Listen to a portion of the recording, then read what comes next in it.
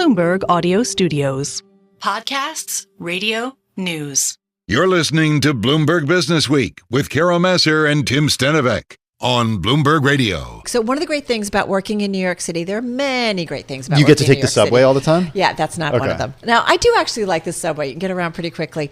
But it is the access you get to book parties that you get to go to. And that includes one for our next guest, who is a New York Times bestselling author, biographer, and a prolific writer on business management trends, of which he has joined us before to talk about.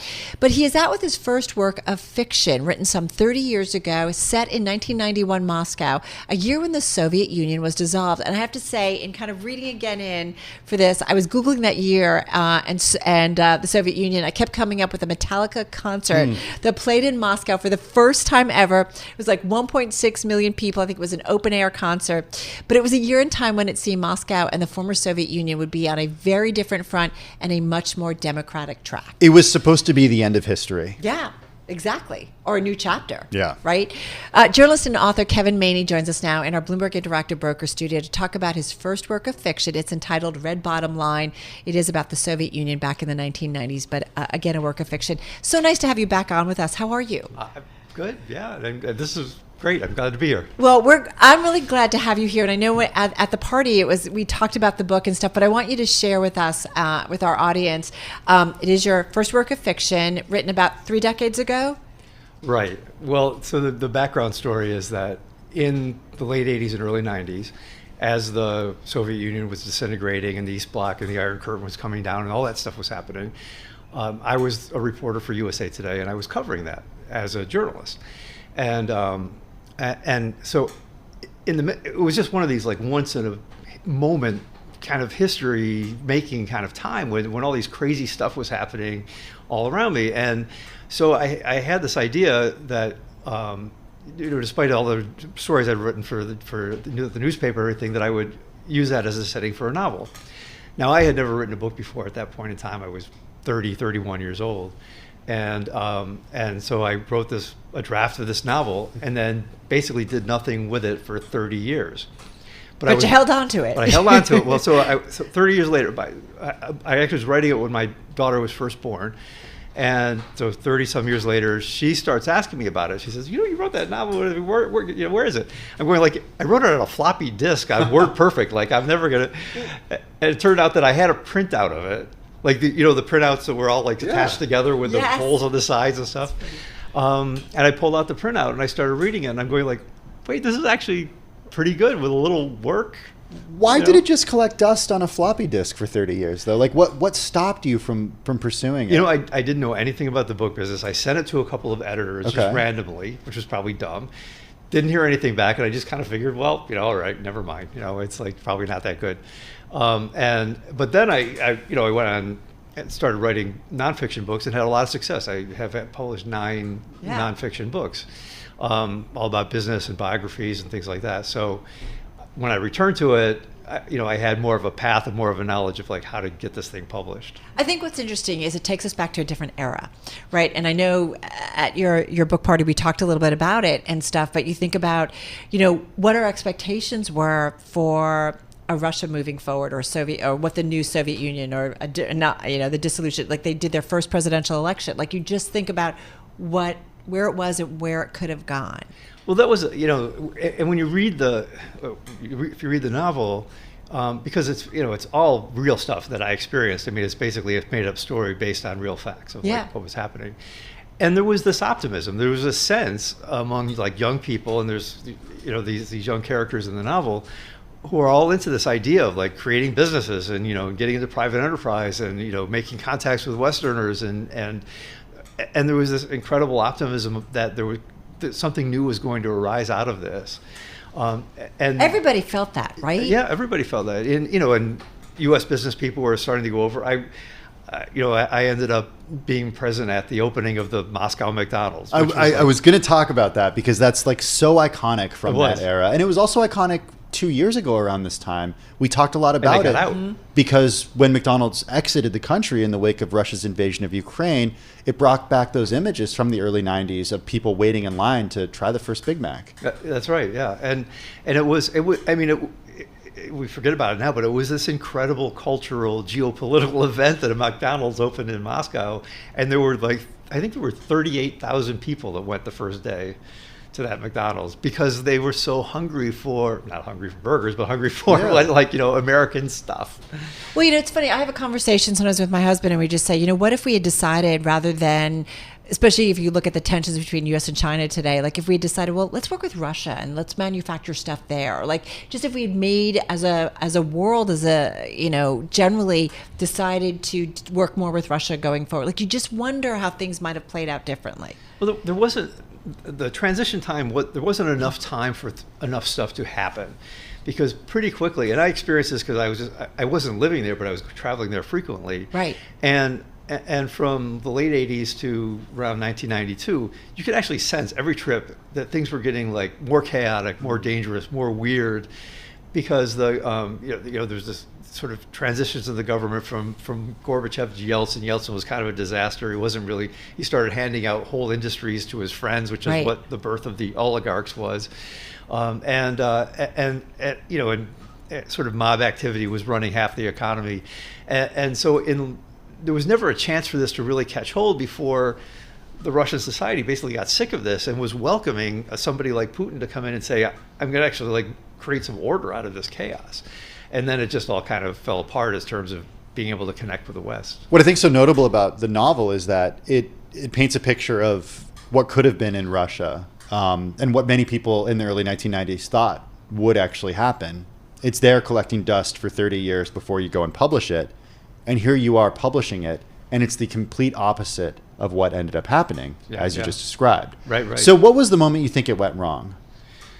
Well, or went on a different path? Yeah. Was it Yeltsin? It was under the Yeltsin administration, right. And, look, I never met Boris Yeltsin, but there's lots of reports about him. I mean, the guy was kind of a disaster as a leader, and it just let things sort of fall apart all around him. So what could have been set on a path of creating a more global Western-facing country just got derailed, and then and Putin wanted to take it in a completely different direction once he got aboard.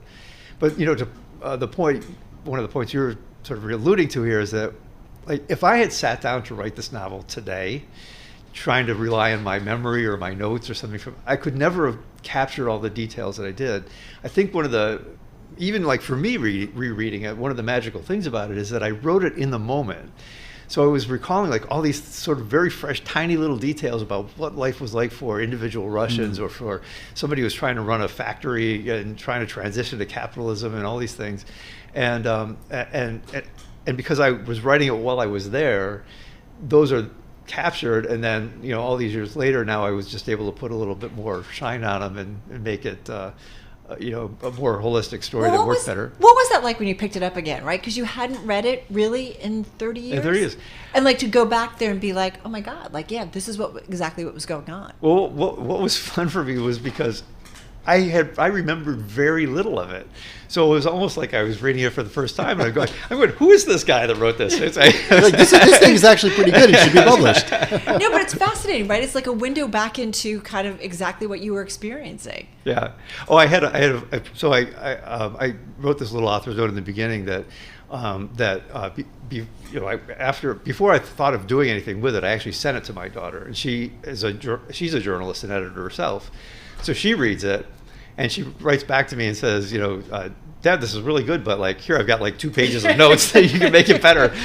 But one of the things I thought was funny that she pointed out was sort of especially the main character, there's kind of this 90s sort of, the characters from Friends kind of language and snarkiness that are in the book that she said is sort of inappropriate today, right?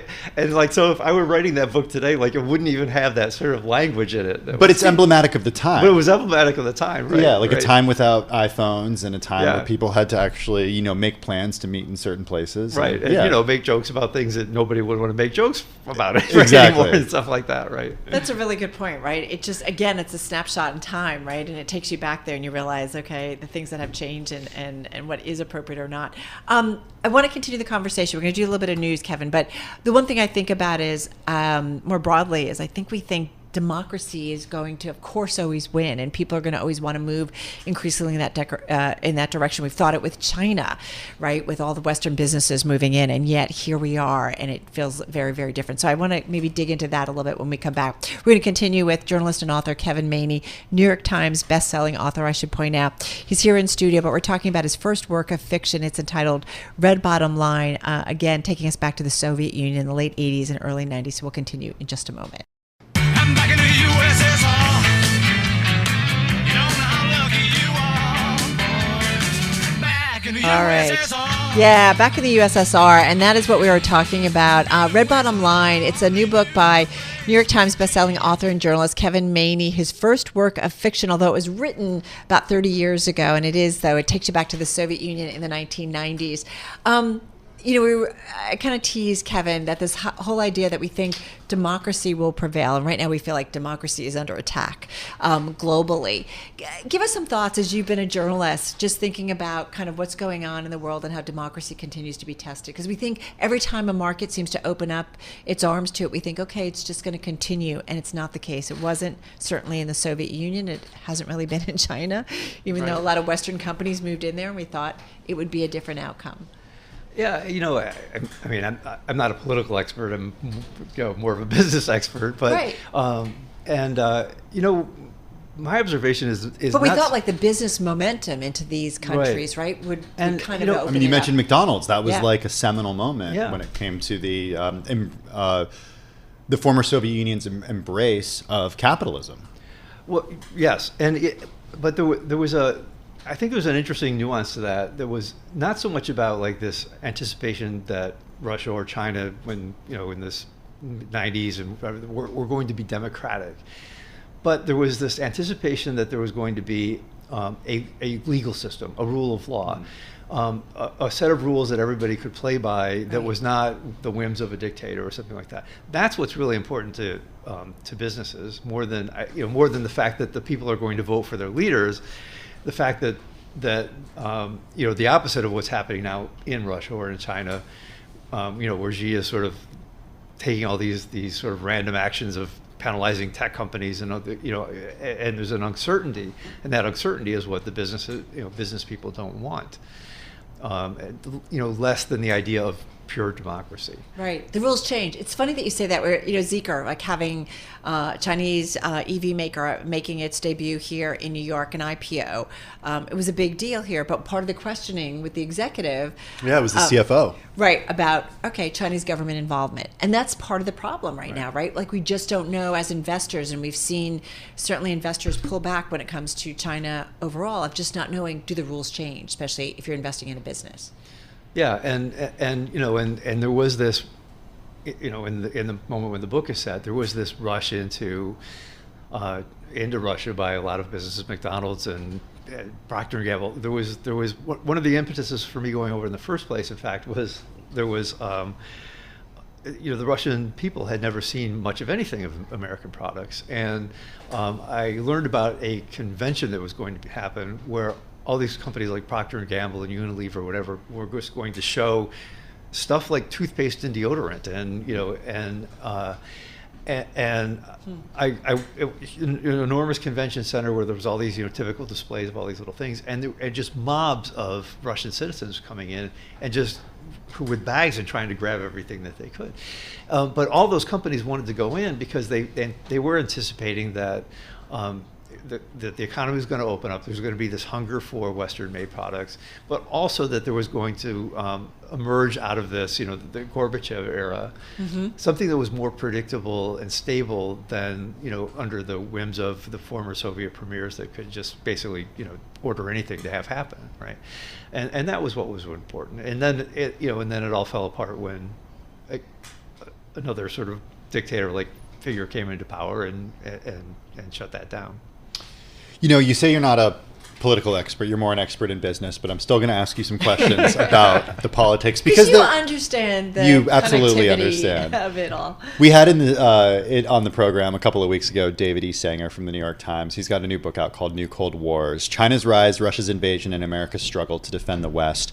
And he argues that the West didn't see coming post the collapse of the Soviet Union what we see today. We were busy fighting, this war on terror, and in the meantime, China has the Belt and Road Initiative around the world, and Russia is coming back with its plans for an empire once again. And I'm wondering if you see any similarities now in 2024 to what we saw before the fall of the Soviet Union. Like if there is sort of a new kind of axis forming right now between Russia and China.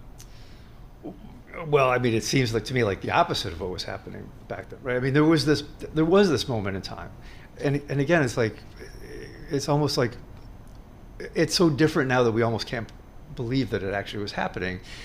But if you grew up in the 1980s, there was this thing called the Iron Curtain, which was impenetrable, right? It was all those Eastern European countries. It was the Soviet Union. China was a closed nation, essentially, to the West. So there was this entire part of the world that wasn't even part of the global economy. But is that happening again? So, well, that seems to be we're returning to. Yeah, that. That's what I'm wondering. So there was this moment in time that was mostly contained in the 1990s, really, between China and Russia, in the Deng Xiaoping era in China, when it seemed like all of that. This was the era when the idea of globalization was birthed, because there was this moment in time when it seemed like the whole world was going to play together. And if the whole world was going to play together, then there was this prospect for a kind of global peace that was never possible before.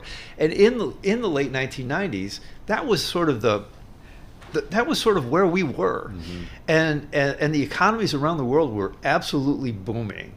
And that was the whole .com boom in the U.S. I mean, the markets were going crazy, and to me, what marked the end of that was 9/11. Suddenly, it just was like this wake-up call that the world was not going to play together, and then we started to see things roll back in Russia and China through the 2010s.